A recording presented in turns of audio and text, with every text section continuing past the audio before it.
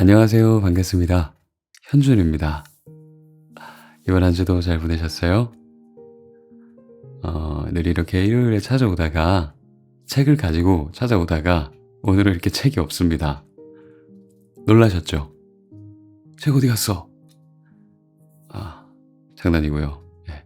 오늘은 제가 요즘에 글을 열심히 쓰고 있어요. 글을 되게 열심히 쓰고 있는데 목표는 이제 출간? 나중에 여러분들에게 위로가 되는 책을 한 권 이렇게 출간하고 싶다는 그런 생각에 열심히 글을 쓰고 있습니다. 그래서 오늘 제가 그동안 쓴 글 중에서 몇 부분 이렇게 갖고 와봤거든요. 저는 참 위로가 많이, 제가 쓰면서도 위로가 많이 됐던 부분이라서 꼭 여러분들께 들려드리고 싶었습니다. 그래서 한번 마음 편하게 들어줬으면 좋겠어요. 그래, 오늘 하루 잘 마무리하시고요. 다음 주 일요일에 또 찾아뵐게요. 감사해요. 잘 자요.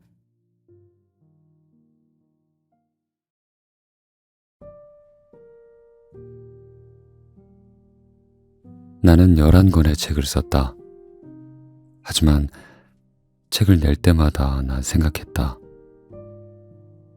맙소사. 이번에는 그들이 알아챌 거야. 내가 모두에게 사기를 쳤다는 걸 말이야. 그들은 내가 아무것도 사실은 모르는 가짜라는 걸 꼭 밝혀낼 거야.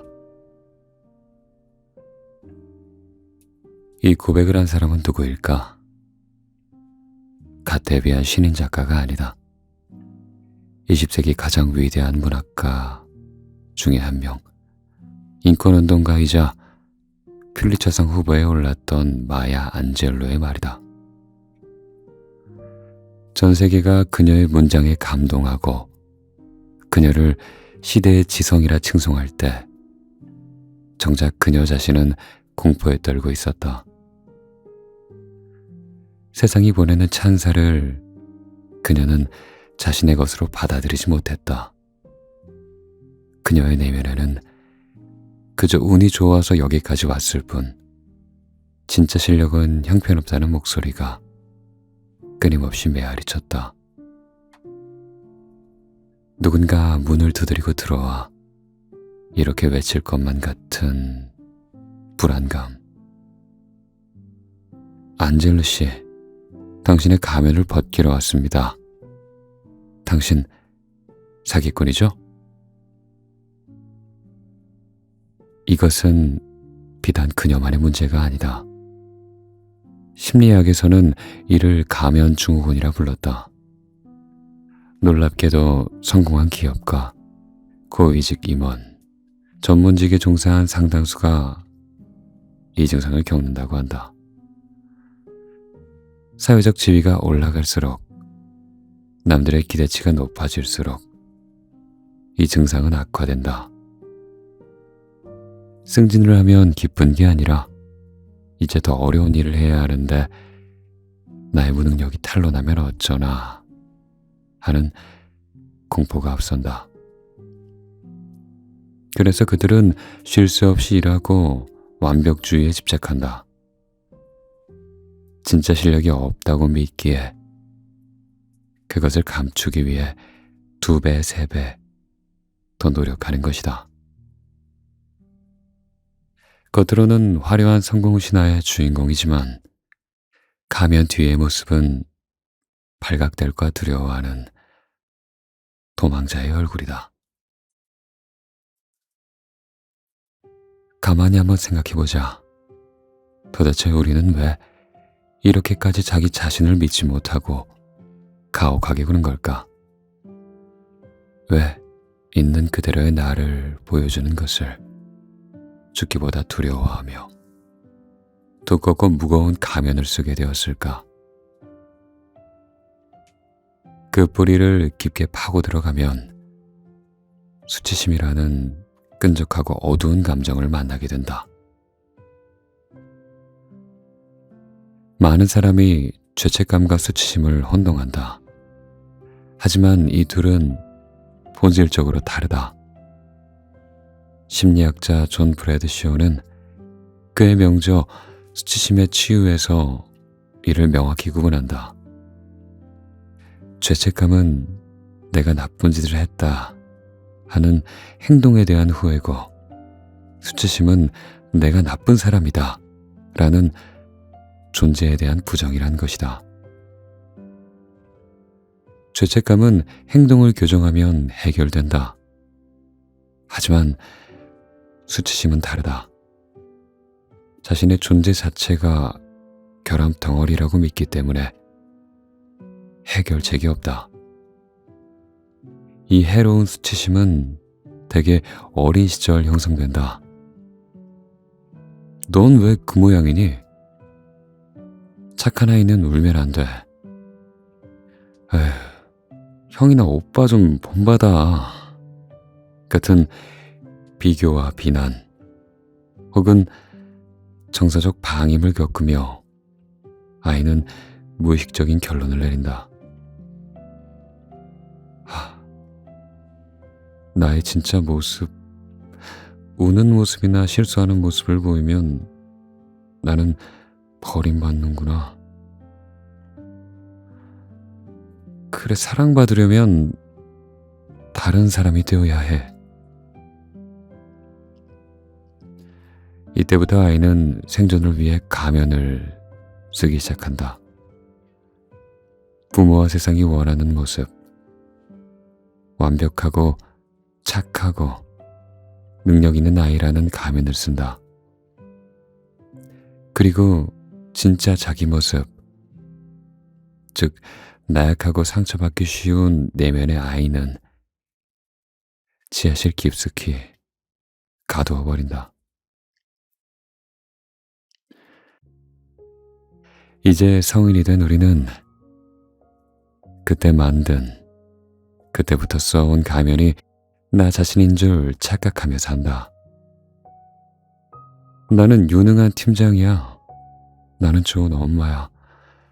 그리고 난 쿨한 사람인데? 하지만 무의식 깊은 곳에서는 알고 있다. 이것이 연기라는 것을. 그래서 사람들이 나를 칭찬할 때 기쁘지 않고 오히려 불안한 것이다.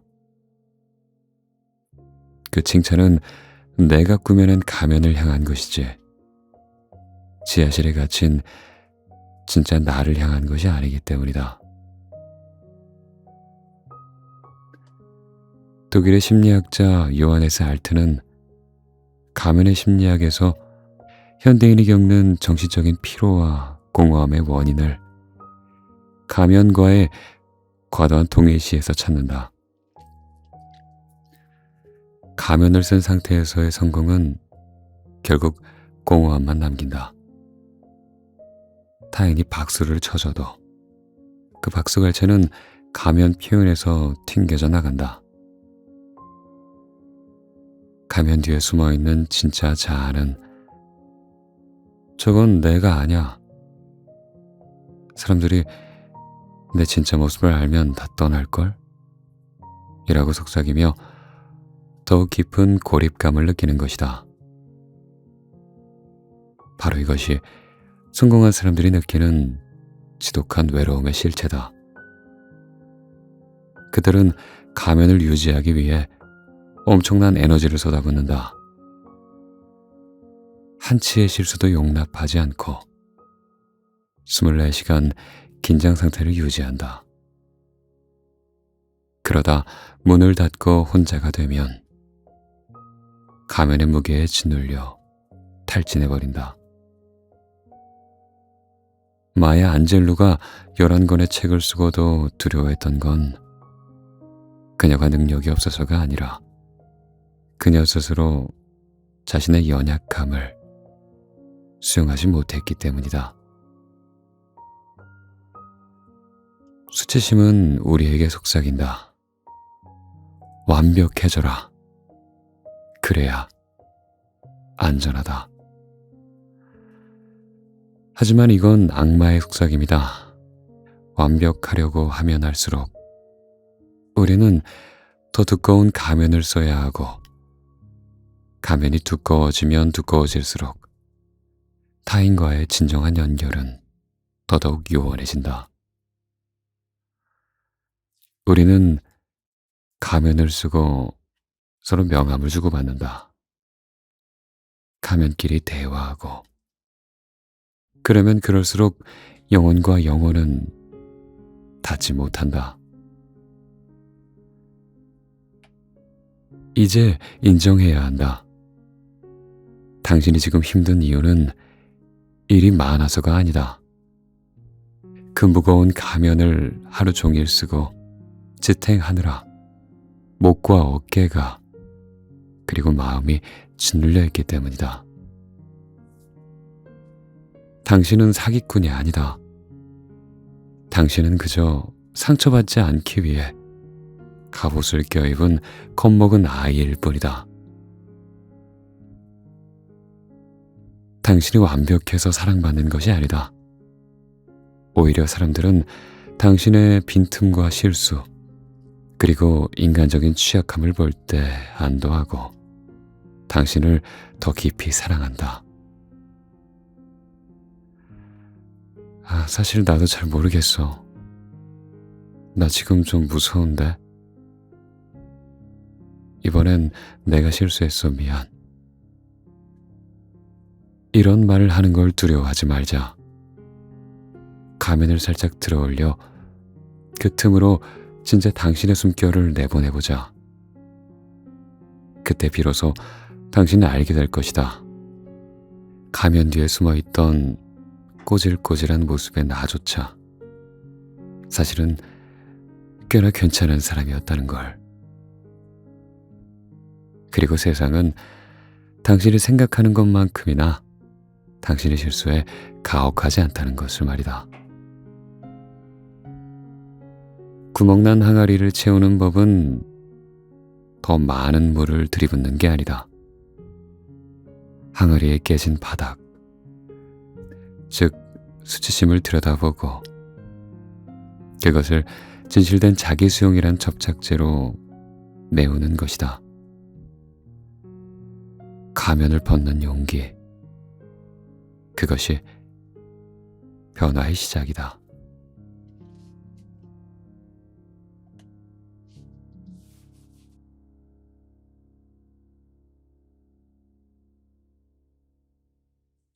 (2010년대) 중반 뉴욕 맨하튼 사교계에 혜성처럼 등장한 20대 여성이 있었다. 이름은 안나 델비. 그녀는 자신을 600억 원 상당의 신탁 자금을 보유한 독일의 상속녀라고 소개했다. 그녀의 일상은 화려함 그 자체였다. 개인 전용기를 타고 여행을 다니고 하룻밤에 수백만 원이 넘는 팁을 종업원들에게 뿌렸으며 머리부터 발끝까지 최고급 명품으로 휘감고 다녔다. 월가의 거물들과 유명 아티스트들이 그녀의 파티에 초대받기 위해 줄을 섰다. 하지만 2017년 그녀의 모든 것이 거짓말이었음이 밝혀졌다. 그녀의 본명은 안나 소르킨. 독일 거부의 딸이 아니라 러시아 출신 트럭 운전사의 딸이었다. 그녀는 빈털털이었고 그녀가 쓴 돈은 모두 사기와 대출, 그리고 친구들의 신용카드로 돌려막기 한 것이었다. 넷플릭스 시리즈 애나 만들기로도 제작된 이 희대의 사기극에서 우리는 하나의 중요한 질문을 던져야 한다. 도대체 왜 그녀는 그토록 필사적으로 부자 행세를 했을까? 이 질문은 사실 안나 델비를 향한 것이기도 하지만 한때 나 자신에게 던지는 질문이기도 하다. 안나 델비가 훔친 돈으로 산 건 겉으로는 셀리느 선글라스였지만 본질적으로는 무시당하지 않을 권리였다. 아무것도 가진 게 없는 이민자 가정의 딸로서 겪어야 했던 세상의 냉대와 무관심. 그녀는 그것을 견딜 수 없었던 것이다. 그녀에게 명품은 그저 패션이 아니라 자신을 하찮게 여기는 세상의 시선을, 그걸 차단해주는 방탄조끼였을 것이다. 그녀가 명품을 두르고 나타나면 사람들의 태도가 180도 달라졌기 때문이다. 물론 우리는 안나 델비처럼 법을 어기거나 사기를 치고 다니진 않는다. 하지만 곰곰이 생각해보면 우리 역시 훨씬 더 평범하고 일상적인 방식으로 그녀와 비슷한 행동을 하고 있다. 우리의 명품은 에르메스가 아닐 수도 있다. 대신 신상 스마트폰, 무리해서 계약한 수입차, 혹은 대기업 명함일 뿐이다. 이 사건은 자본주의의 슬픈 진실을 보여준다. 자존감이 낮을수록 로고는 커진다는 그 진실 말이다. 내면이 비어있을수록 겉포장은 더 화려하고 거대해야 한다. 그래야만 남들이 나의 빈곤한 내면을 들여다보지 못하기 때문이다. 심리학에선 이를 보상적 소비라 부른다. 자신의 자아 존중감이나 사회적 지위에 결핍이 있다고 느낄 때 이를 물질적인 소비로 메우려는 심리 상태를 말한다. 우리의 내면을 거대한 항아리라고 한번 상상해보자. 건강한 자존감을 가진 사람은 항아리 바닥이 튼튼하다. 그래서 굳이 값비싼 물건을 채워넣지 않아도 일상의 소소한 행복만으로도 충만함을 느낀다. 반면에 열등감과 수치심으로 바닥이 깨진 항아리를 가진 사람은 끊임없이 불안하다. 이들은 깨진 바닥을 수리하는 대신 위에서 물을 들이붓는 방식을 택한다. 그 물이 바로 돈과 명품이다. 물건을 결제하고 또 소유하는 그 짧은 순간, 항아리는 잠시 차오르는 듯한 착각을 준다. 그래, 나도 이 정도 능력은 있어. 나도 꽤 괜찮은 사람이야. 부끄럽지만 고백하건대 나 역시 그랬다. 월급이 그저 스치고 지나가는 통장을 보면서도 택배 상자가 현관 앞에 쌓여야만 안심이 되는 날들이 있었다.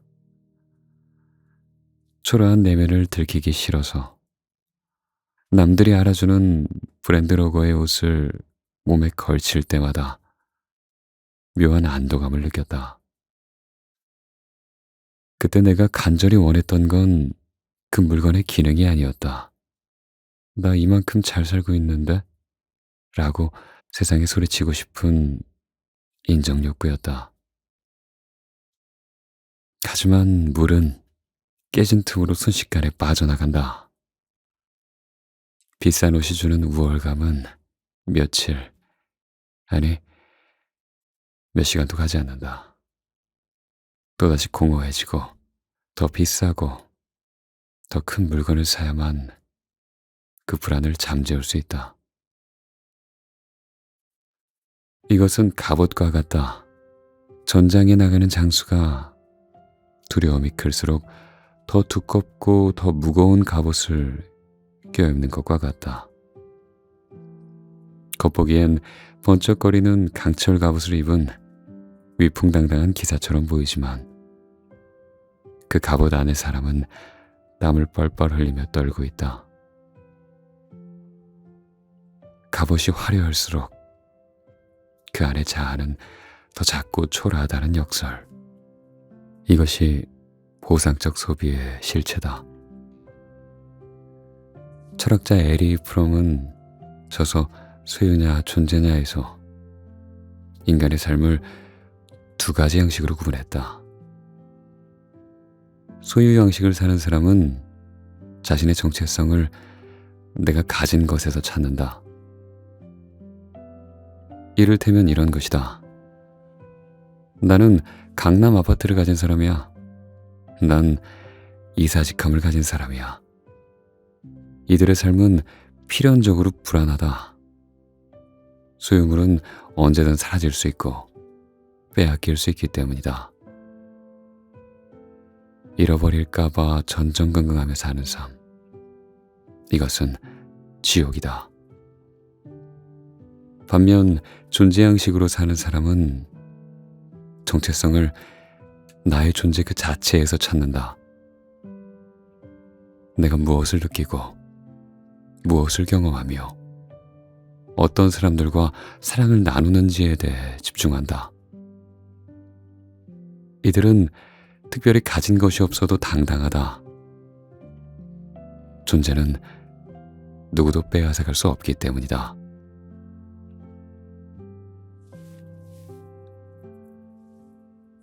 물론 이 이론을 머리로 이해한 뒤에도 나는 한동안 여전히 쇼핑 앱을 뒤적거렸다.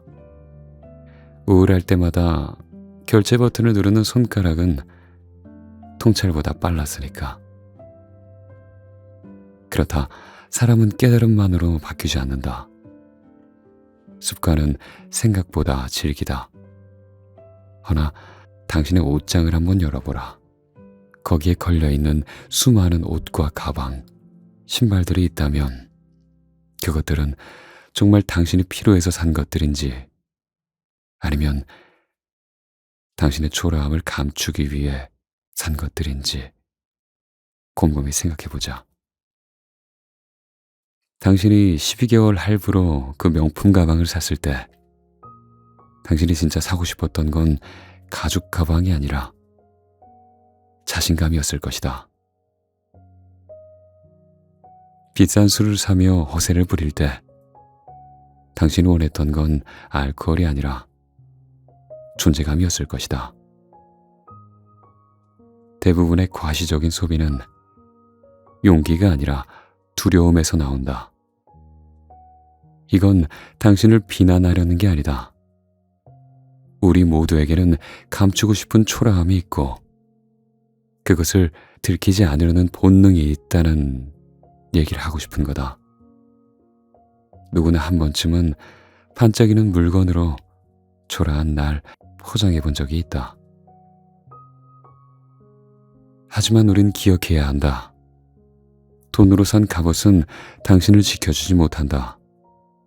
오히려 그 갑옷의 무게가 당신을 짓눌러 진짜 삶을 살지 못하게 방해할 뿐이다.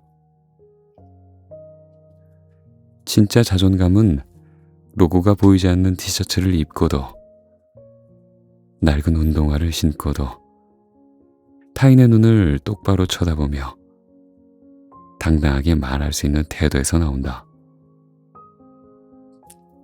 이게 난데 그래서 뭐 라고 말할 수 있는 태도. 깨진 항아리를 채우는 방법은 물을 붓는 게 아니다. 깨진 틈을 들여다보고 수리하는 것이다.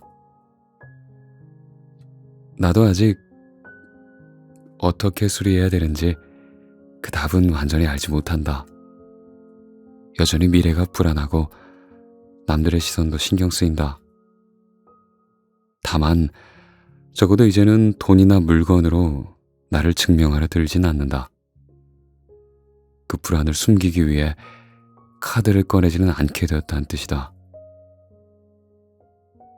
그것만으로도 어깨가 훨씬 가벼워졌다. 갑옷을 벗는 일은 참 무서운 일이긴 하다. 맨몸으로 세상에 서는 건 마치 발가벗겨진 듯한 추위를 주기 때문이다. 그래도 용기를 내어 그렇게 갑옷을 벗어던진 우리는 이제 무엇으로 나 자신을 지켜야 할까? 돈도 가면도 아니라면 진짜 안정감은 과연 어디서 찾을 수 있는 걸까?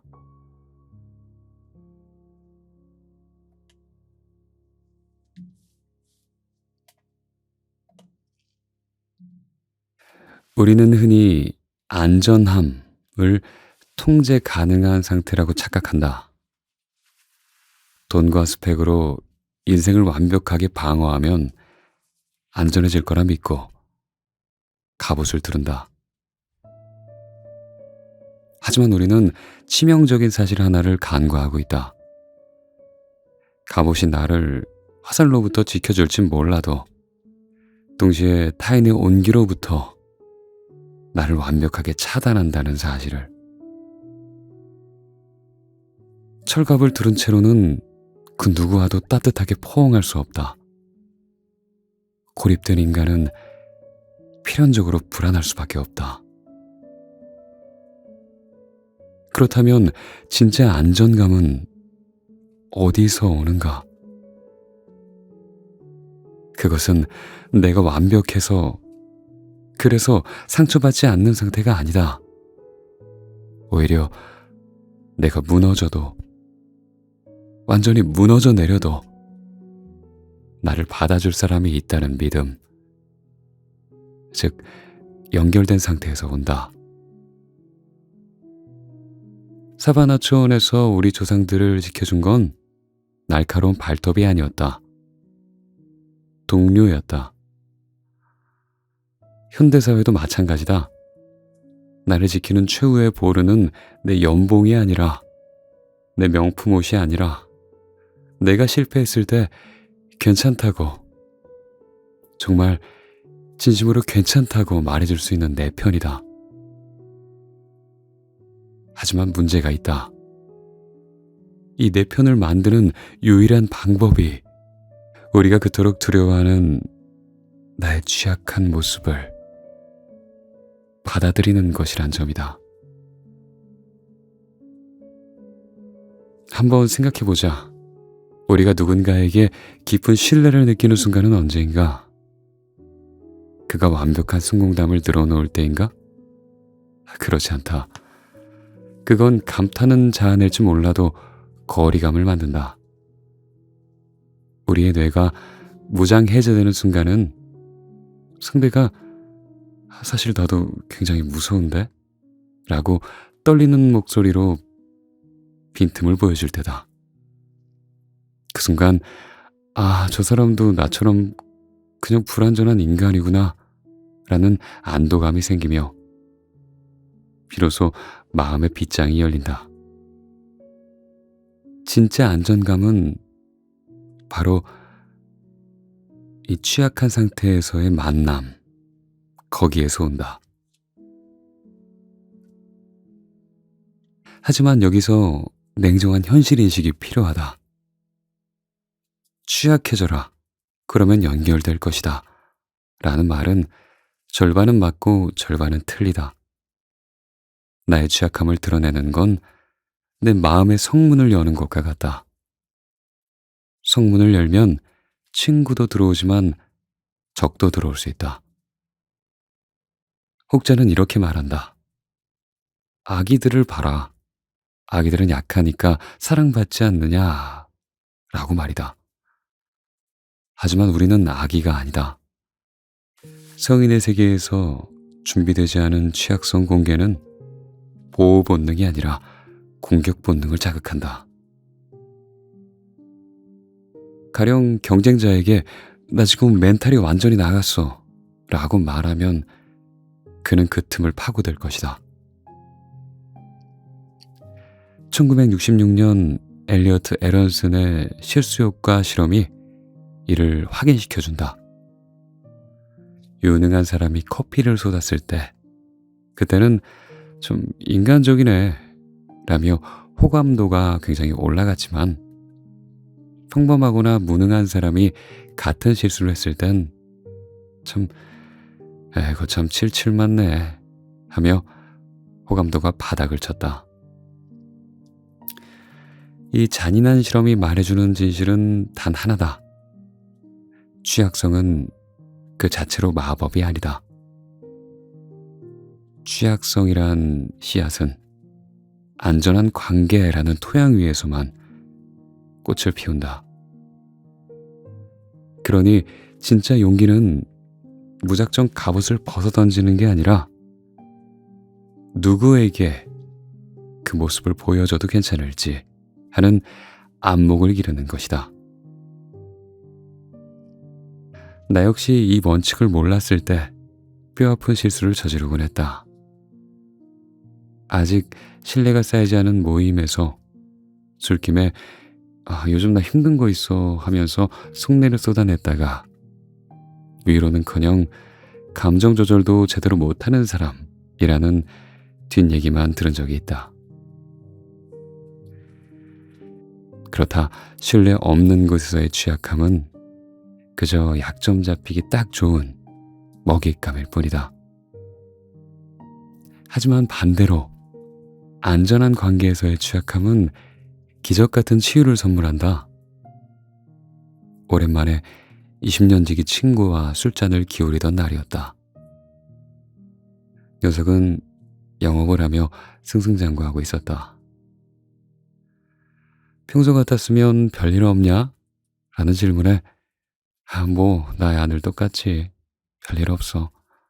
라고 습관처럼 대답했을 텐데 그날은 달랐다. 빈말이 도저히 나오지 않았다. 술 기운을 빌려 나도 모르게 툭 진심이 튀어나갔다. 아니, 사실 별일 있어. 내가 잘 살고 있는 건지 모르겠다. 그냥 하루하루 숙제하듯이 꾸역꾸역 버티는 기분이랄까? 너는 잘 나가니까 이런 기분 모르겠지. 모를 거야. 말해놓고 아차 싶었다. 오랜만에 만난 자리에서 분위기를 망친 것 같아 후회가 밀려왔다. 친구가 배부른 소리 하고 있네 라고 핀잔을 줄 것만 같았다. 그런데 친구는 술잔을 내려놓으며 의외의 표정을 지었다. 안도감, 마치 그 말을 기다렸다는 듯한 얼굴이었다. 야, 너도 그러냐?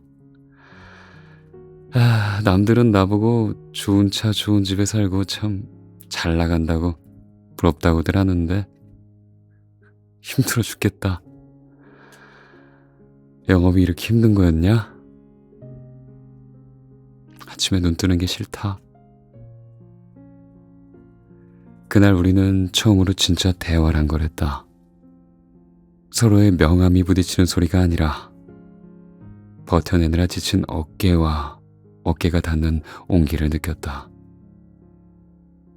내가 먼저 가면을 벗자 친구도 기다렸다는 듯 자신의 무거운 갑옷을 내려놓은 것이다. 그토록 내가 찾아다녔던 진짜 안정감이었다. 그건 돈이 많아서 느끼는 안정감이 아니었다. 내가 완벽해서 느끼는 안정감도 아니었다. 나의 초라함과 찌질함을 들켜도 이 사람은 나를 떠나지 않는구나. 그 확인이 주는 압도적인 안도감이었다. 그것이 커다란 안정감을 주었다. 우리는 취약해질 필요가 있다. 아무에게나 징징대란 말이 아니다. 당신을 평가하지 않고 있는 그대로 봐줄 사람, 당신이 신중하게 고른 그런 사람 앞에서 갑옷의 단추 하나 풀어내란 말이다. 직장 동료에게 도와줘. 야, 힘들다. 라고 말하는 게 두려울 수 있다. 당연하다. 갑옷을 벗는 건 발가벗겨진 듯한 추위와 수치심과 공포를 동반한다. 하지만 기억하자. 그 두려움을 뚫고 당신이 먼저 손을 내밀 수 있을 때 비로소 연결이 시작된다. 나아가 그럴 수 있을 때 다른 사람이 내민 손도 기꺼이 맞잡아 줄 수 있을 것이다. 그런 연결만이 물질로는 절대 살 수 없는 가장 강력한 안정감을 선물해 줄 것이다.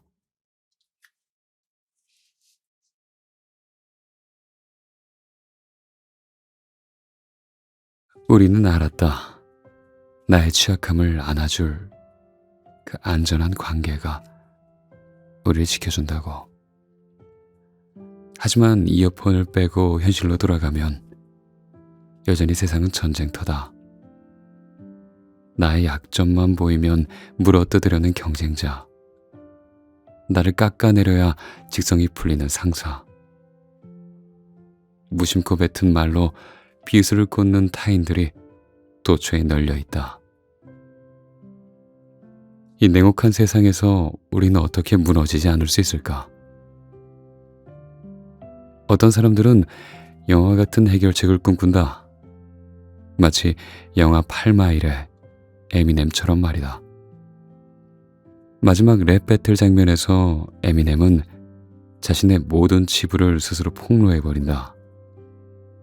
그리고 외친다. 나는 내가 누군지 알아. 자, 이제 네가 나에 대해서 뭘 더 떠들 건데? 그렇게 말하자 상대는 할 말을 잃었고 에미넴은 승리했다. 이 장면을 보고 많은 사람들이 착각한다. 아, 나도 그냥 에미넴처럼 내 약점을 세상에다 까발려 버리면 무적이 되겠구나 하고 말이다. 하지만 이전 장에서 말했듯 이건 위험한 환상이다.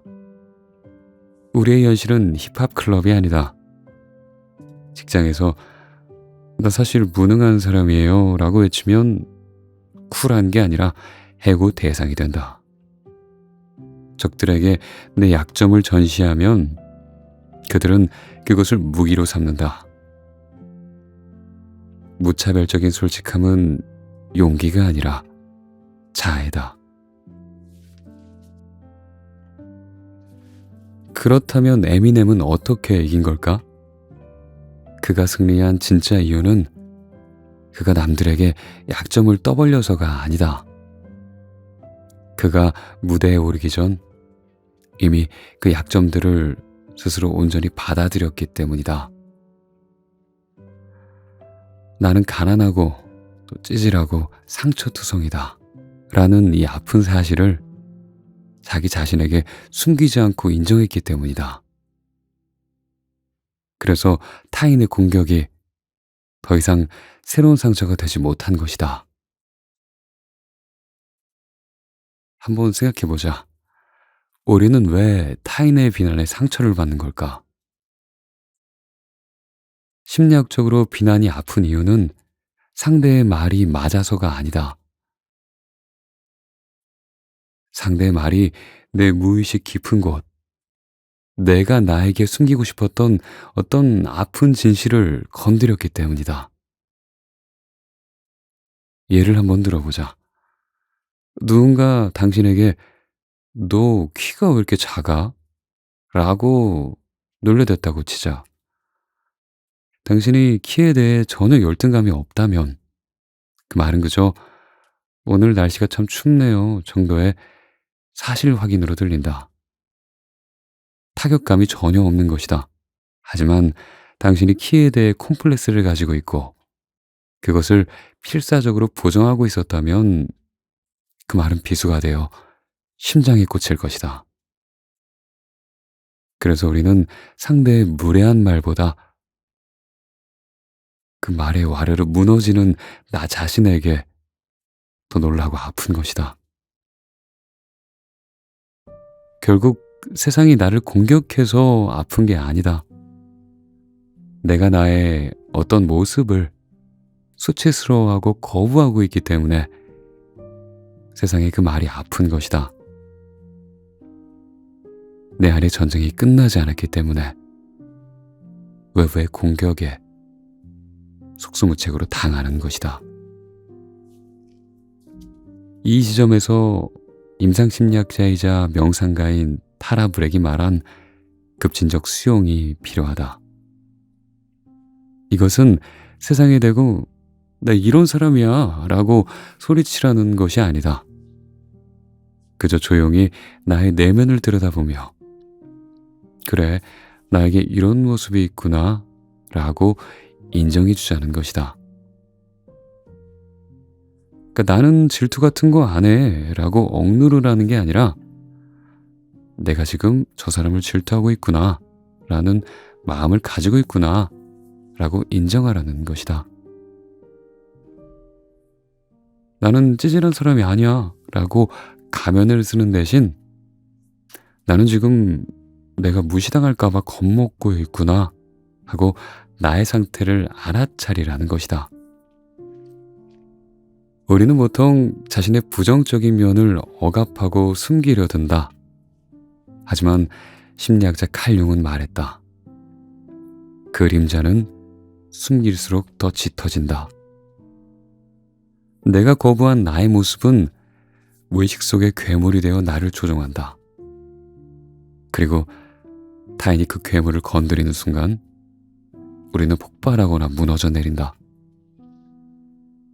하지만 반대로 내가 내 그림자를 빛 아래로 끌어내어 이것도 나야, 이것도 나의 한 모습이야 라고 진심으로 안아주는 순간 정말이지 마법 같은 일이 벌어진다. 이미 내가 알고 있고 이미 내가 받아들인 약점은 더 이상 타인이 날 공격하는 무기가 될 수 없다. 누군가 너 이번 프로젝트 망했다며? 에이, 능력 없는 거 아니야? 라고 비아냥거린다고 해보자. 만약 당신이 스스로의 실패를 부정하고 있었다면 그 말에 얼굴이 붉어지고 화가 날 것이다. 하지만 당신이 이미 나의 실패의 부족함을 뼈아프게 인정하고 수용했다면 상황은 달라진다. 그래, 나 완전히 이번에 망했어. 내 능력이 부족했지. 뼈아프지만 사실인걸. 그때 비로소 우리는 조금 덜 흔들리며 웃으며 대답할 수 있는 순간을 맞이하게 된다. 그러게 말입니다. 제대로 배웠네요. 다음엔 잘해봐야죠. 라고 말이다. 상대는 당신을 모욕하려고 했지만 당신이 타격을 입지 않았기에 그 공격은 허공을 가르고 만다. 이것이 우리가 현실에서 가질 수 있는 유일한 무적 상태다. 무적이란 건 공격받지 않는 상태가 아니다. 어떤 공격이 와도 내가 나를 버리지 않기에 무너지지 않는 상태를 말한다. 그러니 세상에 말하기 전에 먼저 나에게 말해주자. 지금 거울 속에 있는 초라하게 겁먹고 질투심에 불타있는 그 찌질한 모습까지도 그래, 이것도 나다. 이 못난 모습도 다 내가 데리고 살아야 할 나 자신이다. 라고 말이다. 그 배짱이 당신을 세상 그 누구도 함부로 할 수 없는 단단한 존재로 만들 것이다. 세상에서 가장 강한 사람은 갑옷이 두꺼운 사람이 아니다. 자신의 상처를 똑바로 바라보고 그것마저 껴안을 줄 아는 사람이다.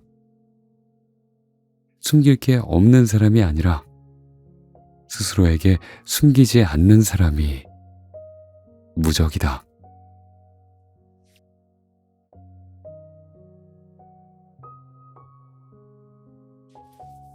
내 안에 가장 못나고 찌질하며 숨기고 싶었던 모습을 있는 그대로 끌어안기로 결심한 후 가장 먼저 찾아온 변화는 뜻밖에도 시력이었다. 그래, 이것도 나지. 이 못난 모습도 내가 데리고 살아야 할 나 자신이지. 그렇게 내면에서 벌어지던 치열한 전쟁을 끝내자 기이한 현상이 일어났다. 거울 속에 비친 나를 용서할 수 있게 되니 창문 밖으로 보이는 타인들의 진짜 얼굴이 보이기 시작한 것이다. 그 전까지의 세상은 나에게 거대한 전쟁터였다. 매일 아침 나는 보이지 않는 갑옷을 챙겨 입고 전장으로 나가는 병사였다. 나를 갈구는 상사는 물리쳐야 할 악마였고 성과를 가로채려는 동료는 적군이었으며 출근길 지하철에서 내 어깨를 치고 지나가는 아저씨는 참으로 무례한 타인이었다. 나는 그들 틈에서 상처받지 않으려고 잔뜩 웅크린 채 가시를 세우고 살았다. 하지만 내 갑옷을 벗고 내 상처를 인정하고 나니 비로소 그들의 갑옷 뒤에 숨겨진 미세한 떨림이 보였다. 나를 향해 핏대를 세우며 소리를 지르는 상사의 얼굴에서 나는 더 이상 악마를 보지 않았다.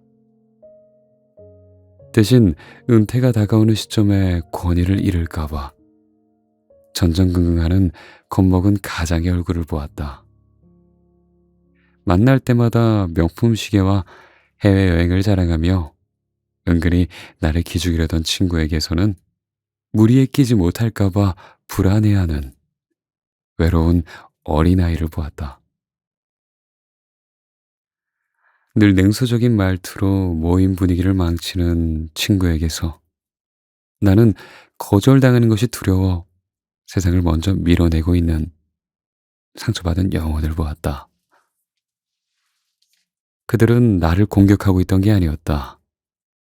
그들 역시 나처럼 들키고 싶지 않은 초라한 내면이 있었을 뿐이다. 그걸 감추기 위해 각자의 방식대로 필사적인 방어를 하고 있던 거였다. 누군가는 화라는 갑옷을, 누군가는 허세라는 투구를 썼을 뿐이다. 그 무겁고 거추장스러운 장비 안에서 그들 또한 땀을 흘리며 떨고 있었다. 가족 치료의 선구자 존 브래드쇼는 그에 져서 상처받은 내면 아이 치유에서 우리 내면에는 상처받은 아이가 살고 있다고 말했다. 몸은 30대, 40대 어른으로 자랐지만 마음 한구석에는 여전히 사랑받지 못해 울고 있는 5살짜리 꼬마가 살고 있다는 것이다. 우리가 마주하는 그토록 밉살맞고 공격적인 타인들조차 사실은 그 아이가 비명을 지르고 있는 상태다. 상사의 고함은 나 좀 존중해줘 라는 절규이고 친구의 허세는 날 좀 사랑해줄래? 라는 호소다. 다만 그 표현의 방식이 너무나 서툴고 왜곡되었기에 우리 눈에는 공격으로 보일 뿐이다. 이 사실을 깨닫는 순간 관계의 패러다임은 완전히 뒤집힌다. 이제 나는 누가 안전한 사람인가를 가려내기 위해 의심의 눈초리로 상대를 스캔하지 않는다. 대신 저 사람도 참 애쓰며 사는구나 하는 짠한 마음, 즉 연민을 갖게 된다. 이것이 바로 자기 수용이 가져다주는 진짜 선물이다. 나의 결핍을 받아들인 사람은 타인의 결핍에도 너그러워진다. 내가 완벽하지 않다는 걸 뼈저리게 인정했기에 타인에게도 완벽함을 요구하지 않게 된다. 그래 뭐 나도 이렇게 찌질한 구석이 있는데 너라고 별 수 있겠냐? 우리끼리 좀 서로 봐주며 살자. 이 넉살 좋은 마음이 생기면 타인의 날선 말이나 행동이 더 이상 심장을 찌르는 비수가 되지 못한다. 그저 내 곁을 스쳐가는 건조한 바람이 된다. 하지만 이 지점에서 억울함이 치밀어 올 수도 있다. 아이고, 선생님, 저 사람이 불쌍한 건 알겠는데요. 그렇다고 나한테 함부로 대하는 걸 다 받아주라는 겁니까? 아니, 가만히 있으면 가만히로 볼 텐데요. 정말이지 타당한 반론이다. 여기서 우리는 연민과 허용을 명확히 구분해야 한다. 타인을 연민한다는 것은 그들의 무례함을 무조건 참아내거나 나를 감정 쓰레기통으로 쓰도록 허락한다는 뜻이 결코 아니다. 다리에 상처를 입어 고통스러워하는 맹견을 한번 떠올려보자. 그 개는 너무 아프고 무서워서 다가오는 사람들을 향해 이빨을 드러내고 으르렁거린다.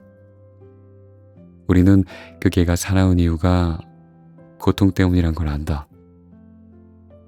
하지만 그렇다고 해서 내 손을 그 개의 입에 갖다 대주진 않는다. 물리면 아프니까. 마찬가지다. 상처받은 내면을 가진 타인을 이해한다는 건 그들이 으르렁거리는 이유를 안다는 뜻이지, 내 팔을 내어준다는 뜻이 아니다. 상사가 소리를 지를 때 우리는 속으로 저 사람이 지금 많이 불안하구나 라고 생각하며 그의 공격성을 연민의 시선으로 바라볼 수 있다. 이렇게 생각하는 순간 그의 고함은 인격 모독이 아니라 겁먹은 사람의 비명으로 들린다. 내 감정이 요동치지 않으니 오히려 차분한 목소리로 그의 고함에 대응할 수 있는 여유가 생긴다. 그것은 결코 싸움이 아니다.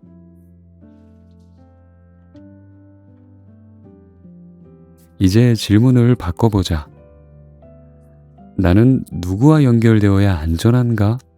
라는 수동적인 질문에서 벗어나야 한다. 진짜 질문은 내가 먼저 나의 무장을 해제할 때 내 세상은 얼마나 안전해지는가? 라는 질문이어야 한다. 안전한 사람을 찾아 이리저리 찾아다니는 게 아니다. 그건 내 태도가 만들어내는 것이다. 우리 뇌의 거울 뉴런은 본능적으로 상대의 의도를 파악한다. 내가 잔뜩 긴장해서 상대를 적으로 간주하면 상대 역시 나를 적으로 인식하고 공격 태세를 갖춘다. 반대로 내가 먼저 긴장을 풀고 부드러운 눈빛을 보내면 상대의 무의식도 곧장 무장해제 신호를 받는다. 물론 내가 먼저 웃는다고 해서 모든 관계가 마법처럼 변하지는 않을 것이다. 세상에는 여전히 나의 호의를 약점으로 잡으려는 미성숙한 사람들이 존재한다. 하지만 최소한 나는 더 이상 불필요한 전쟁을 벌이지 않게 된다. 나를 지키기 위해 과도하게 가시를 세우며 에너지를 낭비할 필요가 없다는 걸 알게 되는 것이다. 우리는 모두 겉모습만 어른일 뿐 속에는 상처받은 5살짜리 꼬마를 품고 사는 어른아이들이다. 서로의 갑옷이 부딪힐 때는 챙챙거리는 소음과 불꽃만 튀어 서로를 다치게 할 뿐이다. 하지만 갑옷 안의 꼬마끼리 눈이 마주치면 얘기는 달라진다. 우리는 서로의 눈동자에서 자신의 외로움을 발견하고 비로소 서로를 조금씩 안아줄 수 있게 된다. 그러니 이제 세상을 향한 적개심은 조금 거두어 보자. 모든 사람이 당신의 미소에 화답하지 않을 수도 있다. 그래도 괜찮다. 당신은 더 이상 공포에 떨며 갑옷 뒤에 숨는 그런 아이가 아니니까. 그저 속으로 건네는 너그러운 톡백 하나면 충분하다. 그래, 산다는 게 다들 만만치 않지? 고생이 많다. 당신도 나도. 그 순간부터는 전쟁터 같던 세상이 조금씩 서로의 체온을 나누는 광장으로 변해갈 것이다. 그것이 우리가 도달할 수 있는 가장 현실적이고도 가장 안전한 평화다.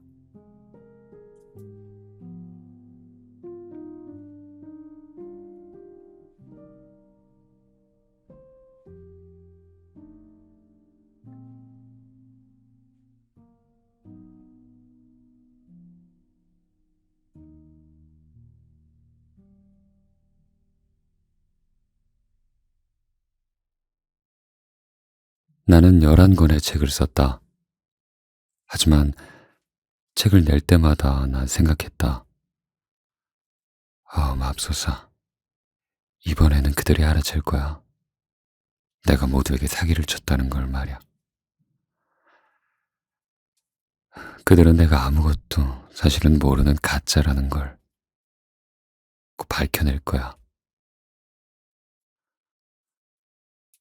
이 고백을 한 사람은 누구일까?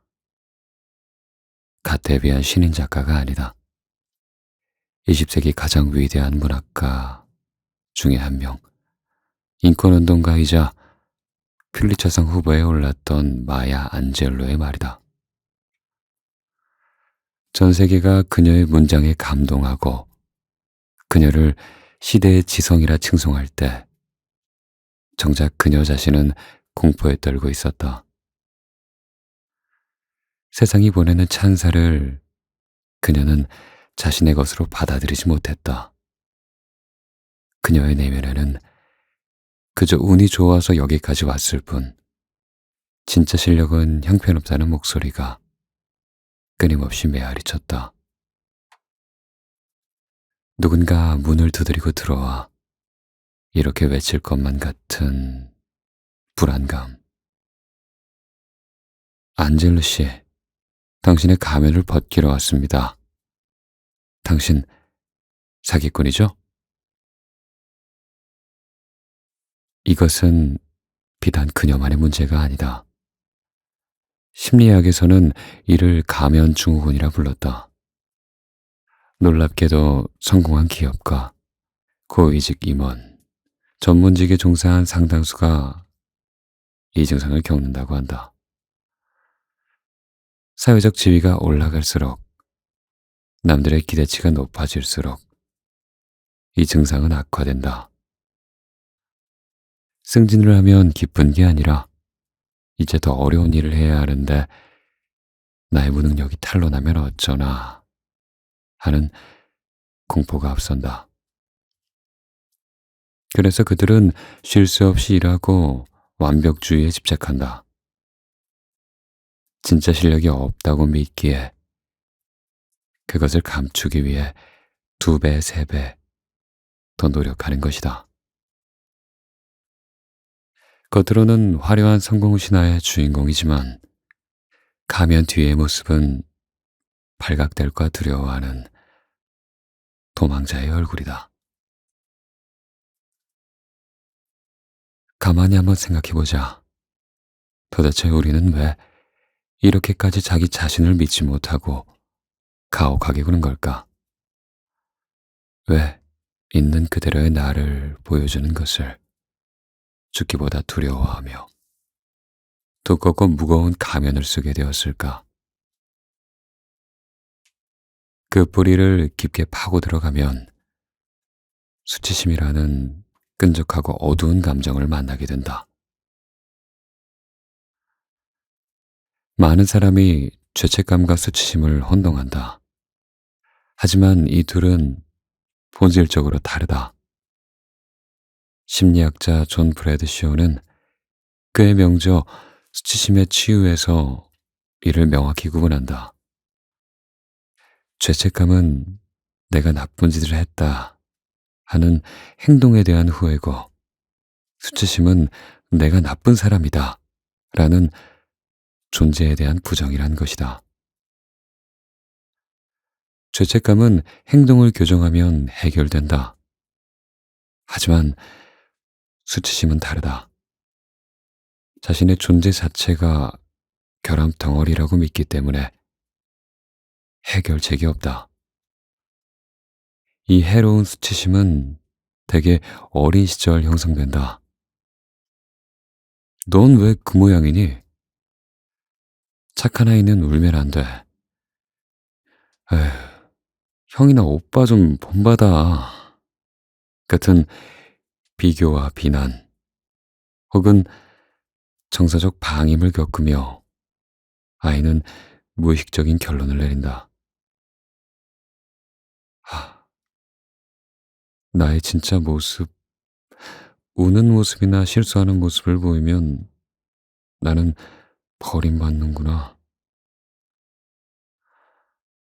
그래, 사랑받으려면 다른 사람이 되어야 해.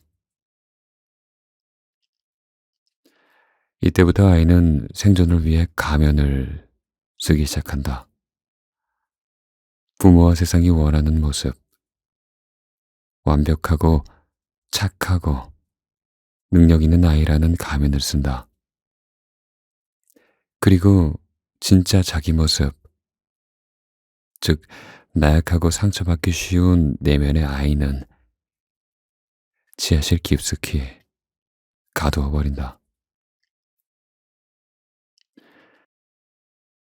이제 성인이 된 우리는 그때 만든, 그때부터 써온 가면이 나 자신인 줄 착각하며 산다. 나는 유능한 팀장이야. 나는 좋은 엄마야. 그리고 난 쿨한 사람인데? 하지만 무의식 깊은 곳에서는 알고 있다. 이것이 연기라는 것을. 그래서 사람들이 나를 칭찬할 때 기쁘지 않고 오히려 불안한 것이다. 그 칭찬은 내가 꾸며낸 가면을 향한 것이지, 지하실에 갇힌 진짜 나를 향한 것이 아니기 때문이다. 독일의 심리학자 요하네스 알트는 가면의 심리학에서 현대인이 겪는 정신적인 피로와 공허함의 원인을 가면과의 과도한 동일시에서 찾는다. 가면을 쓴 상태에서의 성공은 결국 공허함만 남긴다. 타인이 박수를 쳐줘도 그 박수갈채는 가면 표현에서 튕겨져 나간다. 가면 뒤에 숨어있는 진짜 자아는 저건 내가 아냐. 사람들이 내 진짜 모습을 알면 다 떠날걸? 이라고 속삭이며 더욱 깊은 고립감을 느끼는 것이다. 바로 이것이 성공한 사람들이 느끼는 지독한 외로움의 실체다. 그들은 가면을 유지하기 위해 엄청난 에너지를 쏟아붓는다.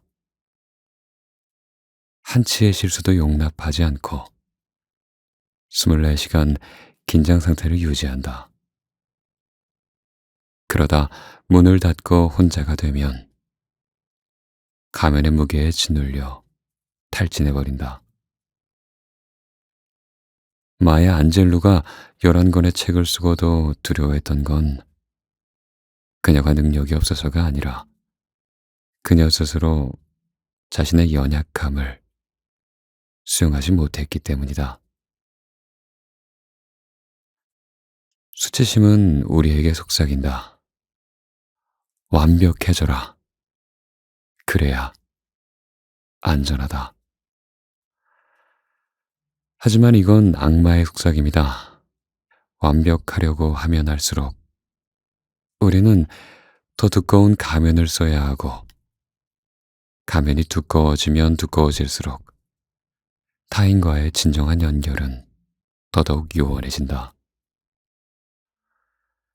우리는 가면을 쓰고 서로 명함을 주고받는다. 가면끼리 대화하고. 그러면 그럴수록 영혼과 영혼은 닿지 못한다. 이제 인정해야 한다. 당신이 지금 힘든 이유는 일이 많아서가 아니다.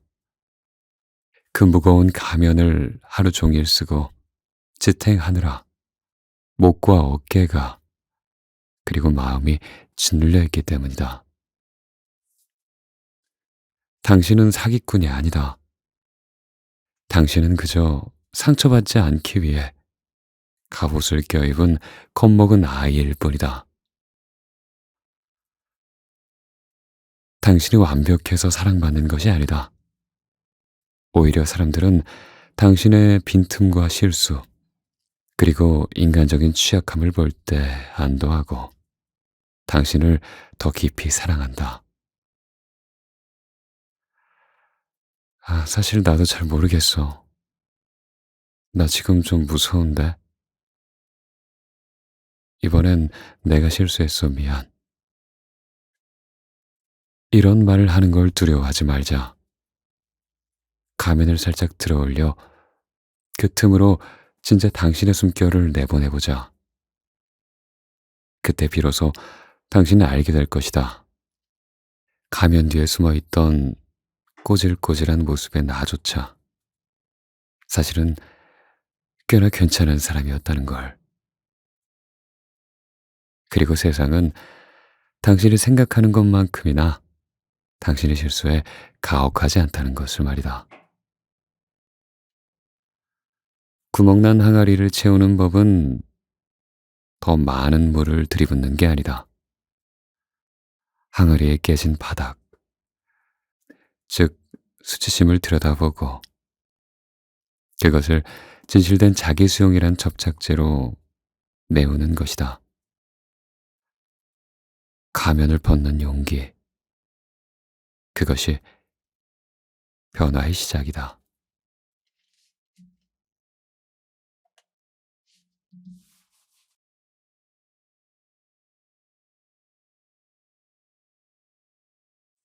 2010년대 중반, 뉴욕 맨해튼 사교계에 혜성처럼 등장한 20대 여성이 있었다. 이름은 안나 델비. 그녀는 자신을 600억 원 상당의 신탁 자금을 보유한 독일의 상속녀라고 소개했다. 그녀의 일상은 화려함 그 자체였다.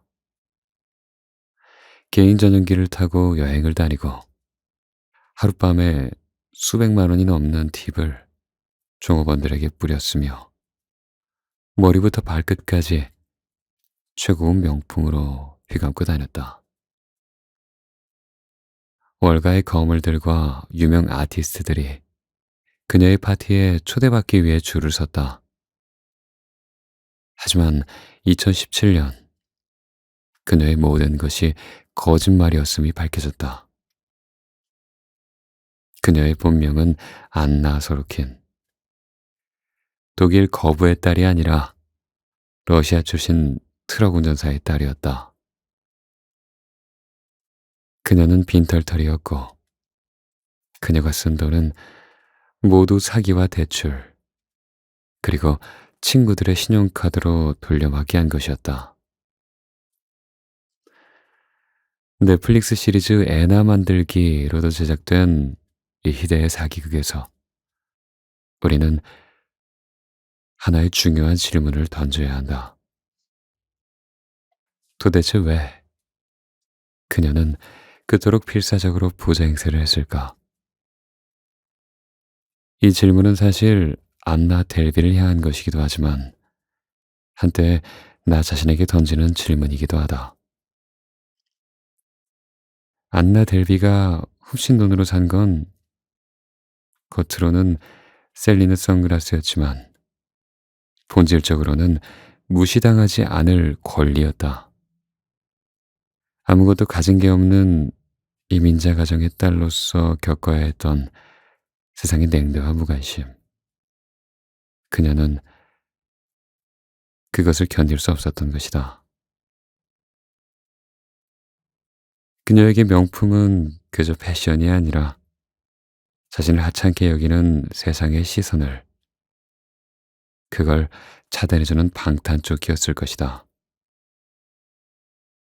그녀가 명품을 들고 나타나면 사람들의 태도가 180도 달라졌기 때문이다. 물론 우리는 안나 델비처럼 법을 어기거나 사기를 치고 다니진 않는다. 하지만 곰곰이 생각해보면 우리 역시 훨씬 더 평범하고 일상적인 방식으로 그녀와 비슷한 행동을 하고 있다. 우리의 명품은 에르메스가 아닐 수도 있다. 대신 신상 스마트폰, 무리해서 계약한 수입차, 혹은 대기업 명함일 뿐이다. 이 사건은 자본주의의 슬픈 진실을 보여준다. 자존감이 낮을수록 로고는 커진다는 그 진실 말이다. 내면이 비어 있을수록 겉 포장은 더 화려하고 거대해야 한다. 그래야만 남들이 나의 빈곤한 내면을 들여다보지 못하기 때문이다. 심리학에선 이를 보상적 소비라 부른다. 자신의 자아 존중감이나 사회적 지위에 결핍이 있다고 느낄 때 이를 물질적인 소비로 메우려는 심리 상태를 말한다. 우리의 내면을 거대한 항아리라고 한번 상상해보자. 건강한 자존감을 가진 사람은 항아리 바닥이 튼튼하다. 그래서 굳이 값비싼 물건을 채워 넣지 않아도 일상의 소소한 행복만으로도 충만함을 느낀다. 반면에 열등감과 수치심으로 바닥이 깨진 항아리를 가진 사람은 끊임없이 불안하다. 이들은 깨진 바닥을 수리하는 대신 위에서 물을 들이붓는 방식을 택한다. 그 물이 바로 돈과 명품이다. 물건을 결제하고 또 소유하는 그 짧은 순간, 항아리는 잠시 차오르는 듯한 착각을 준다. 그래, 나도 이 정도 능력은 있어. 나도 꽤 괜찮은 사람이야. 부끄럽지만 고백하건대 나 역시 그랬다. 월급이 그저 스치고 지나가는 통장을 보면서도 택배 상자가 현관 앞에 쌓여야만 안심이 되는 날들이 있었다. 초라한 내면을 들키기 싫어서 남들이 알아주는 브랜드 로고의 옷을 몸에 걸칠 때마다 묘한 안도감을 느꼈다. 그때 내가 간절히 원했던 건 그 물건의 기능이 아니었다. 나 이만큼 잘 살고 있는데? 라고 세상에 소리치고 싶은 인정 욕구였다. 하지만 물은 깨진 틈으로 순식간에 빠져나간다. 비싼 옷이 주는 우월감은 며칠, 아니, 몇 시간도 가지 않는다. 또다시 공허해지고, 더 비싸고, 더 큰 물건을 사야만 그 불안을 잠재울 수 있다. 이것은 갑옷과 같다. 전장에 나가는 장수가 두려움이 클수록 더 두껍고 더 무거운 갑옷을 껴입는 것과 같다. 겉보기엔 번쩍거리는 강철 갑옷을 입은 위풍당당한 기사처럼 보이지만 그 갑옷 안의 사람은 땀을 뻘뻘 흘리며 떨고 있다. 갑옷이 화려할수록 그 안의 자아는 더 작고 초라하다는 역설. 이것이 보상적 소비의 실체다. 철학자 에리 프롬은 저서 소유냐 존재냐에서 인간의 삶을 두 가지 형식으로 구분했다. 소유 형식을 사는 사람은 자신의 정체성을 내가 가진 것에서 찾는다. 이를테면 이런 것이다. 나는 강남 아파트를 가진 사람이야. 난 이사직함을 가진 사람이야. 이들의 삶은 필연적으로 불안하다. 소유물은 언제든 사라질 수 있고 빼앗길 수 있기 때문이다. 잃어버릴까봐 전전긍긍하며 사는 삶. 이것은 지옥이다. 반면 존재양식으로 사는 사람은 정체성을 나의 존재 그 자체에서 찾는다.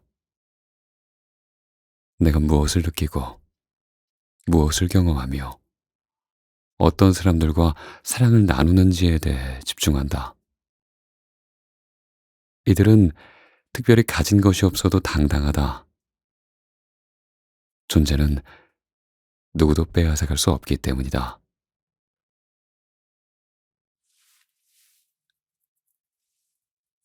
물론 이 이론을 머리로 이해한 뒤에도 나는 한동안 여전히 쇼핑 앱을 뒤적거렸다. 우울할 때마다 결제 버튼을 누르는 손가락은 통찰보다 빨랐으니까. 그렇다. 사람은 깨달음만으로 바뀌지 않는다. 습관은 생각보다 질기다. 허나 당신의 옷장을 한번 열어보라. 거기에 걸려있는 수많은 옷과 가방, 신발들이 있다면 그것들은 정말 당신이 필요해서 산 것들인지 아니면 당신의 초라함을 감추기 위해 산 것들인지 곰곰이 생각해보자. 당신이 12개월 할부로 그 명품 가방을 샀을 때 당신이 진짜 사고 싶었던 건 가죽 가방이 아니라 자신감이었을 것이다. 비싼 술을 사며 허세를 부릴 때 당신이 원했던 건 알코올이 아니라 존재감이었을 것이다. 대부분의 과시적인 소비는 용기가 아니라 두려움에서 나온다. 이건 당신을 비난하려는 게 아니다. 우리 모두에게는 감추고 싶은 초라함이 있고 그것을 들키지 않으려는 본능이 있다는 얘기를 하고 싶은 거다. 누구나 한 번쯤은 반짝이는 물건으로 초라한 날 포장해 본 적이 있다. 하지만 우린 기억해야 한다. 돈으로 산 갑옷은 당신을 지켜주지 못한다. 오히려 그 갑옷의 무게가 당신을 짓눌러 진짜 삶을 살지 못하게 방해할 뿐이다. 진짜 자존감은 로고가 보이지 않는 티셔츠를 입고도 낡은 운동화를 신고도 타인의 눈을 똑바로 쳐다보며 당당하게 말할 수 있는 태도에서 나온다.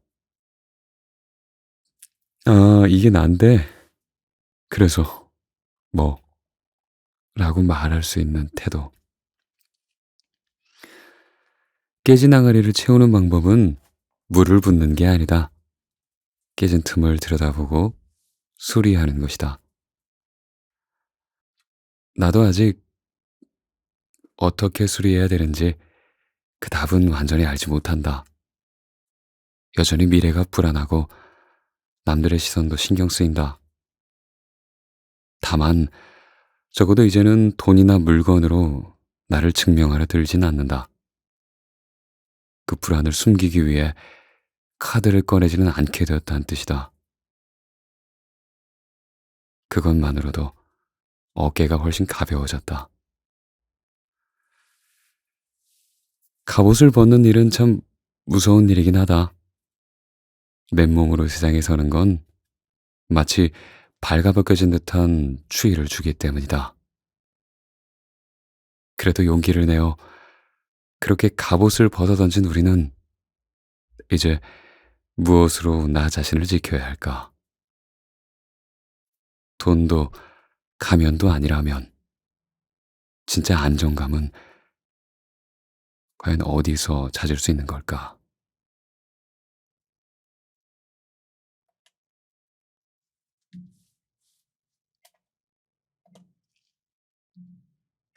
우리는 흔히 안전함을 통제 가능한 상태라고 착각한다. 돈과 스펙으로 인생을 완벽하게 방어하면 안전해질 거라 믿고 갑옷을 두른다.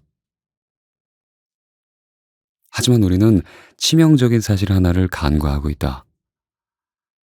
갑옷이 나를 화살로부터 지켜줄진 몰라도 동시에 타인의 온기로부터 나를 완벽하게 차단한다는 사실을.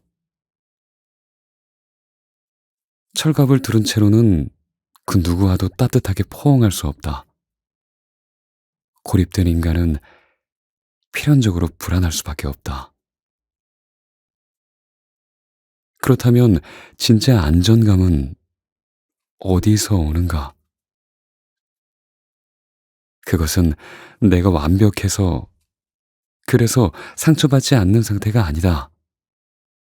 오히려 내가 무너져도, 완전히 무너져 내려도 나를 받아줄 사람이 있다는 믿음, 즉 연결된 상태에서 온다. 사바나 초원에서 우리 조상들을 지켜준 건 날카로운 발톱이 아니었다. 동료였다. 현대사회도 마찬가지다. 나를 지키는 최후의 보루는 내 연봉이 아니라, 내 명품 옷이 아니라, 내가 실패했을 때 괜찮다고, 정말 진심으로 괜찮다고 말해줄 수 있는 내 편이다. 하지만 문제가 있다. 이 내 편을 만드는 유일한 방법이 우리가 그토록 두려워하는 나의 취약한 모습을 받아들이는 것이란 점이다. 한번 생각해보자. 우리가 누군가에게 깊은 신뢰를 느끼는 순간은 언제인가? 그가 완벽한 성공담을 늘어놓을 때인가? 그렇지 않다. 그건 감탄은 자아낼지 몰라도 거리감을 만든다.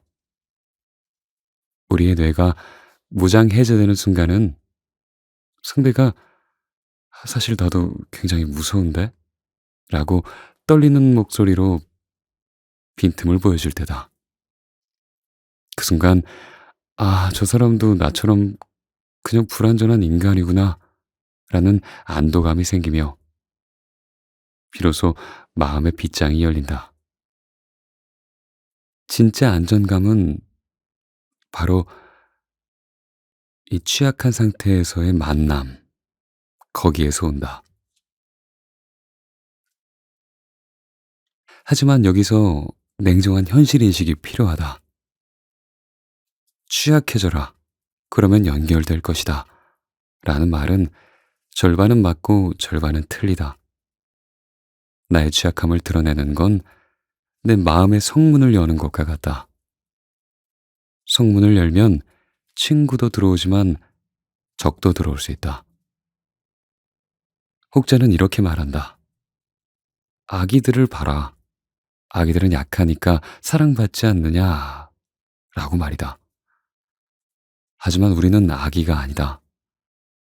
성인의 세계에서 준비되지 않은 취약성 공개는 보호 본능이 아니라 공격 본능을 자극한다. 가령 경쟁자에게 나 지금 멘탈이 완전히 나갔어 라고 말하면 그는 그 틈을 파고들 것이다. 1966년 엘리어트 에런슨의 실수효과 실험이 이를 확인시켜준다. 유능한 사람이 커피를 쏟았을 때, 그때는 좀 인간적이네 라며 호감도가 굉장히 올라갔지만, 평범하거나 무능한 사람이 같은 실수를 했을 땐 참, 에이거 참 칠칠 맞네 하며 호감도가 바닥을 쳤다. 이 잔인한 실험이 말해주는 진실은 단 하나다. 취약성은 그 자체로 마법이 아니다. 취약성이란 씨앗은 안전한 관계라는 토양 위에서만 꽃을 피운다. 그러니 진짜 용기는 무작정 갑옷을 벗어던지는 게 아니라 누구에게 그 모습을 보여줘도 괜찮을지 하는 안목을 기르는 것이다. 나 역시 이 원칙을 몰랐을 때 뼈아픈 실수를 저지르곤 했다.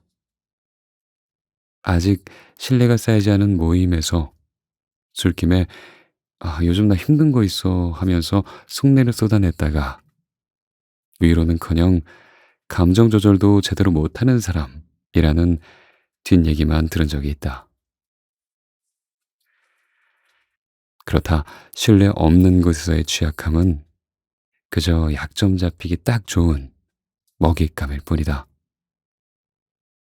하지만 반대로 안전한 관계에서의 취약함은 기적 같은 치유를 선물한다. 오랜만에 20년 지기 친구와 술잔을 기울이던 날이었다. 녀석은 영업을 하며 승승장구하고 있었다. 평소 같았으면 별일 없냐? 라는 질문에 뭐 나야 늘 똑같지. 별일 없어.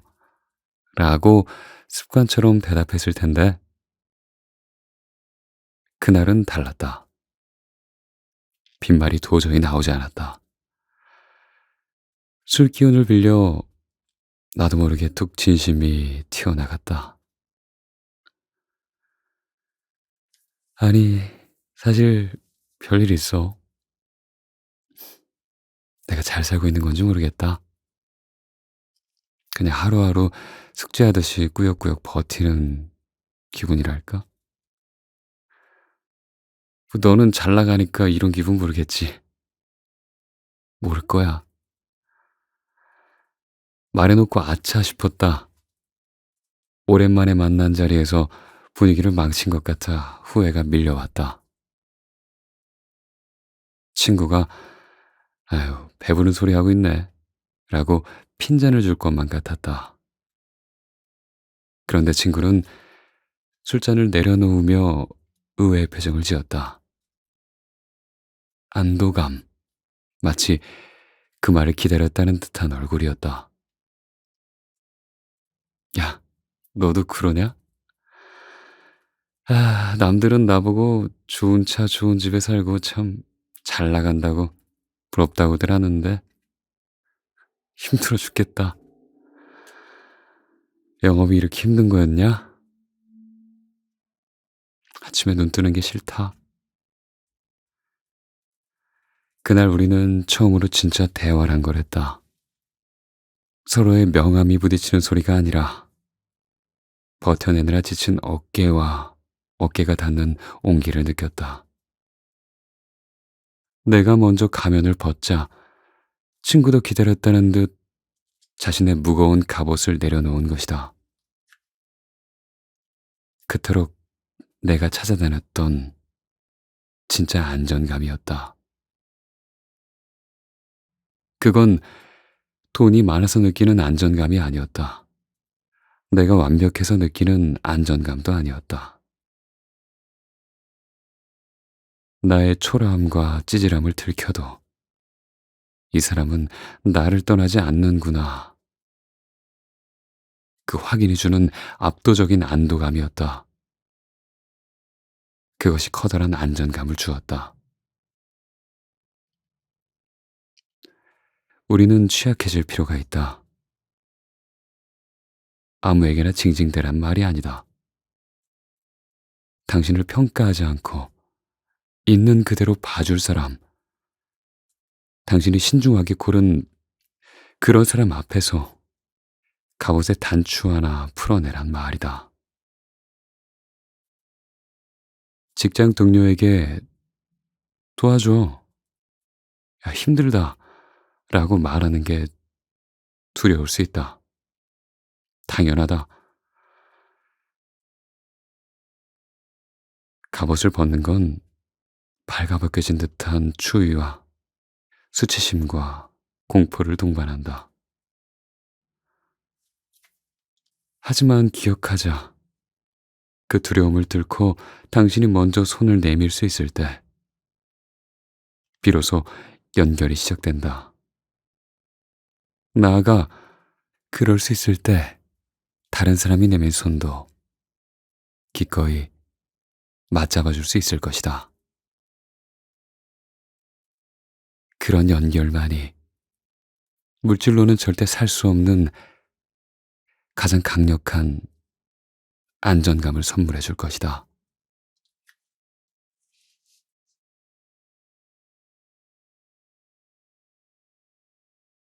우리는 알았다. 나의 취약함을 안아줄 그 안전한 관계가 우리를 지켜준다고. 하지만 이어폰을 빼고 현실로 돌아가면 여전히 세상은 전쟁터다. 나의 약점만 보이면 물어뜯으려는 경쟁자. 나를 깎아내려야 직성이 풀리는 상사. 무심코 뱉은 말로 비수를 꽂는 타인들이 도처에 널려 있다.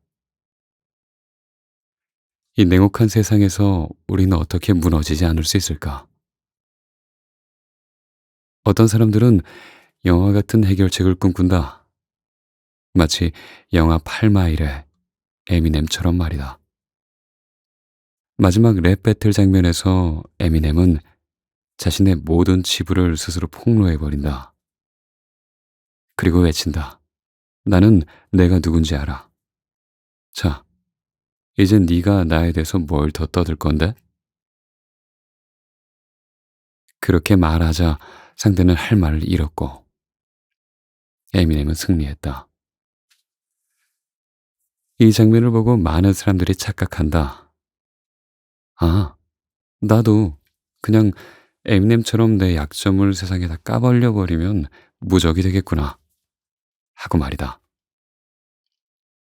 하지만 이전 장에서 말했듯 이건 위험한 환상이다. 우리의 현실은 힙합 클럽이 아니다. 직장에서 나 사실 무능한 사람이에요 라고 외치면 쿨한 게 아니라 해고 대상이 된다. 적들에게 내 약점을 전시하면 그들은 그것을 무기로 삼는다. 무차별적인 솔직함은 용기가 아니라 자해다. 그렇다면 에미넴은 어떻게 이긴 걸까?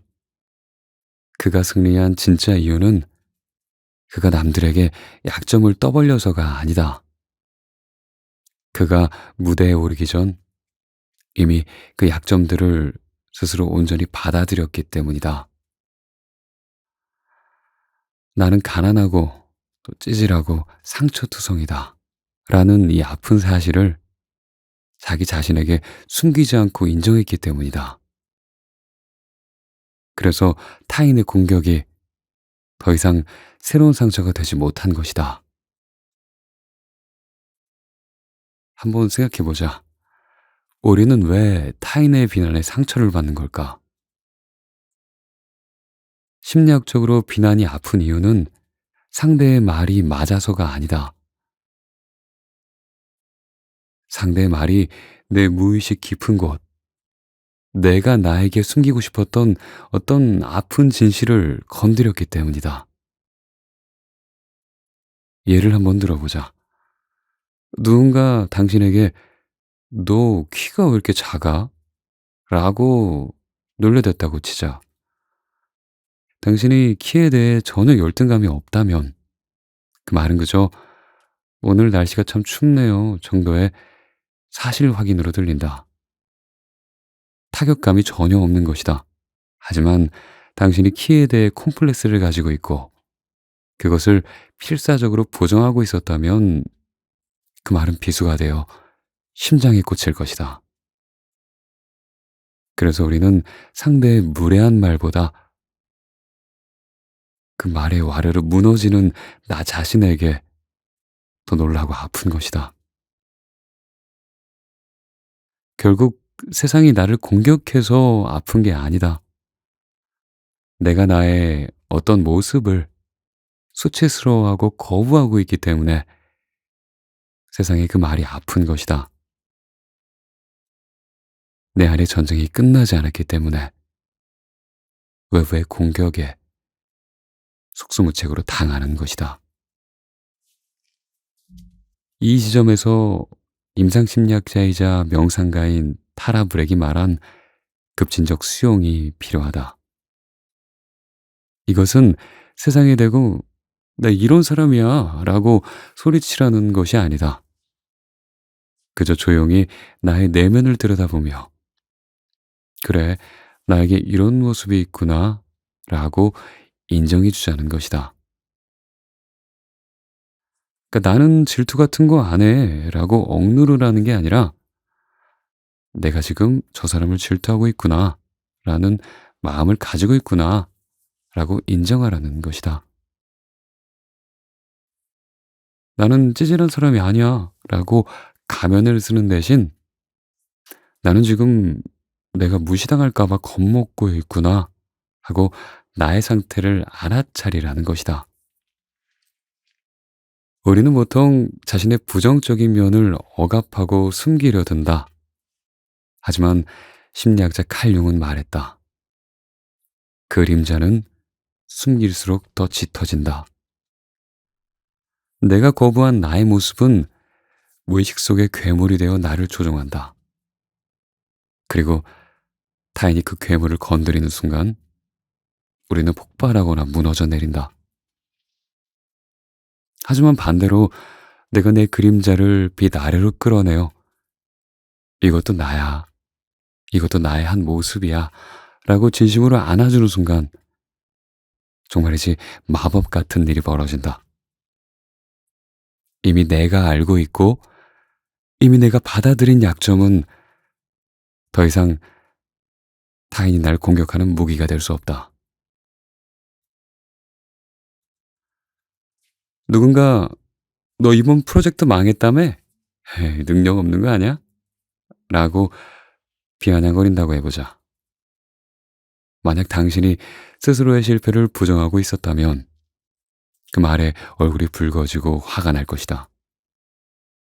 하지만 당신이 이미 나의 실패의 부족함을 뼈아프게 인정하고 수용했다면 상황은 달라진다. 그래, 나 완전히 이번에 망했어. 내 능력이 부족했지.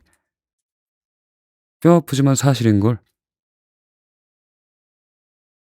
그때 비로소 우리는 조금 덜 흔들리며 웃으며 대답할 수 있는 순간을 맞이하게 된다. 그러게 말입니다. 뭐 제대로 배웠네요. 다음엔 뭐 잘해봐야죠. 라고 말이다. 상대는 당신을 모욕하려고 했지만 당신이 타격을 입지 않았기에 그 공격은 허공을 가르고 만다.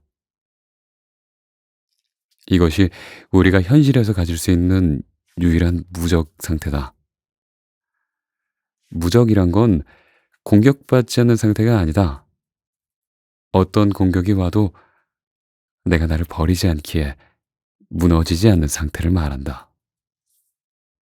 그러니 세상에 말하기 전에 먼저 나에게 말해주자. 지금 거울 속에 있는 초라하게 겁먹고 질투심에 불타있는 그 찌질한 모습까지도 그래, 이것도 나다. 이 못난 모습도 다 내가 데리고 살아야 할 나 자신이다. 라고 말이다. 그 배짱이 당신을 세상 그 누구도 함부로 할 수 없는 단단한 존재로 만들 것이다. 세상에서 가장 강한 사람은 갑옷이 두꺼운 사람이 아니다. 자신의 상처를 똑바로 바라보고 그것마저 껴안을 줄 아는 사람이다. 숨길 게 없는 사람이 아니라 스스로에게 숨기지 않는 사람이 무적이다.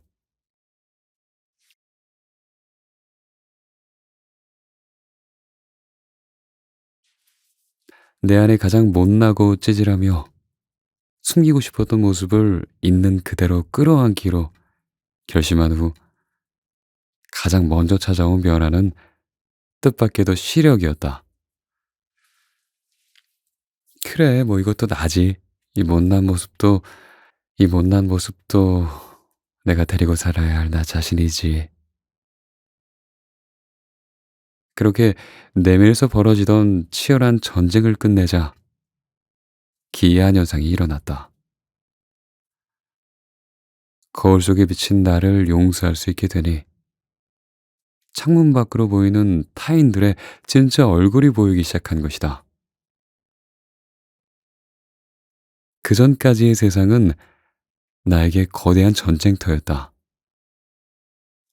매일 아침 나는 보이지 않는 갑옷을 챙겨 입고 전장으로 나가는 병사였다. 나를 갈구는 상사는 물리쳐야 할 악마였고 성과를 가로채려는 동료는 적군이었으며 출근길 지하철에서 내 어깨를 치고 지나가는 아저씨는 참으로 무례한 타인이었다. 나는 그들 틈에서 상처받지 않으려고 잔뜩 웅크린 채 가시를 세우고 살았다.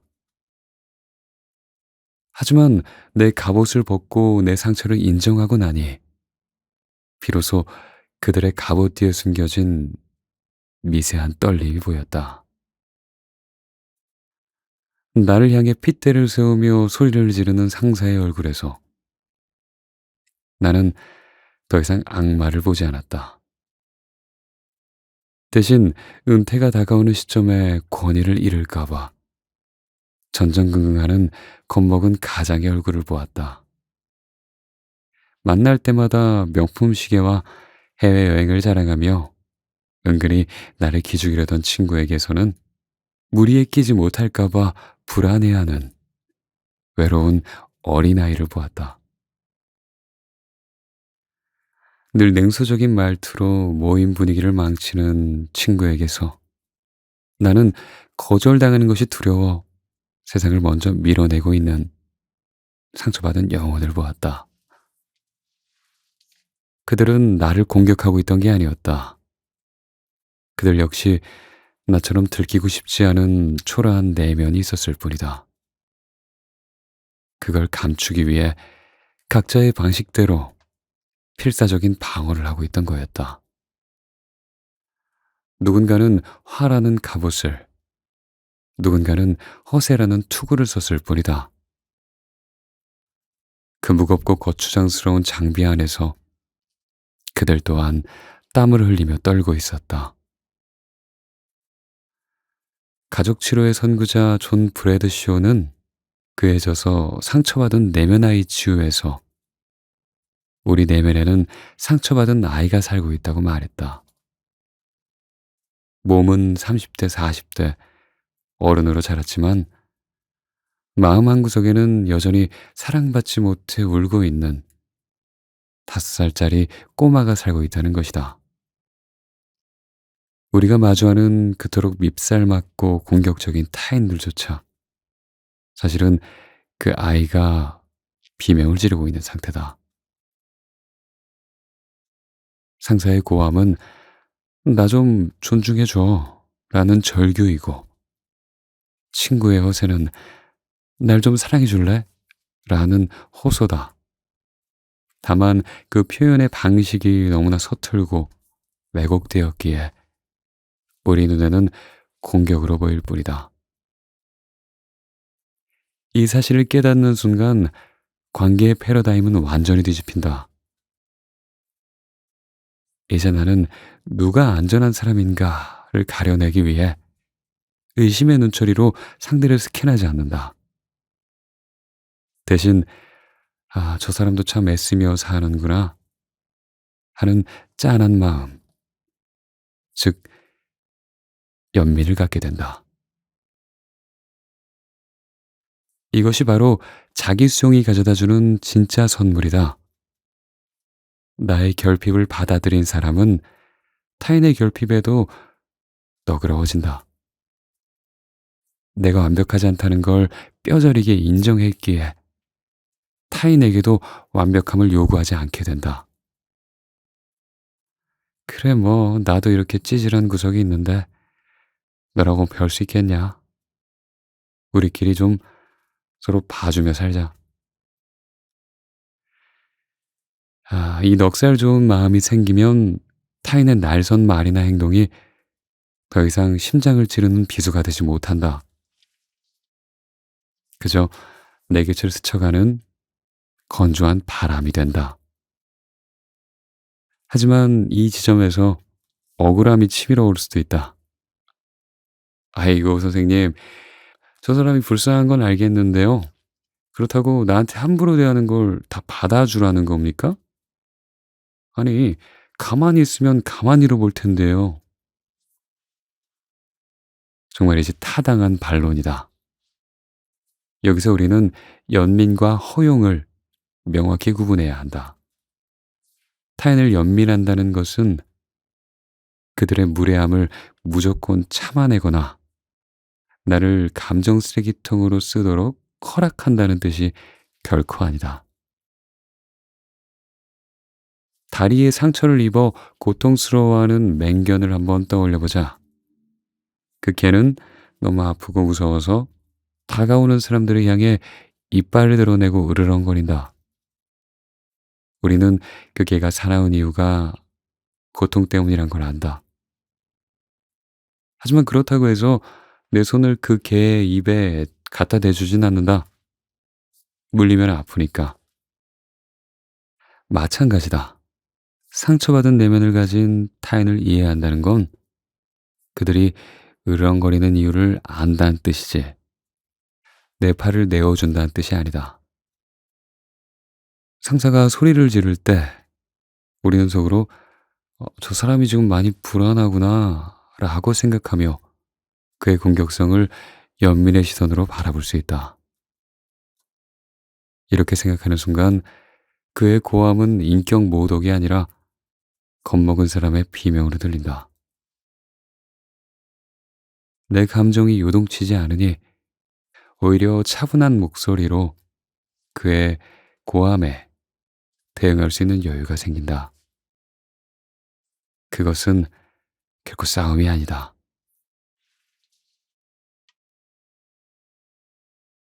이제 질문을 바꿔보자. 나는 누구와 연결되어야 안전한가?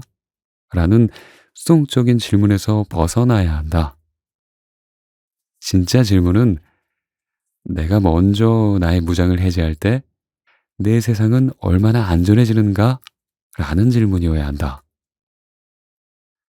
안전한 사람을 찾아 이리저리 찾아다니는 게 아니다.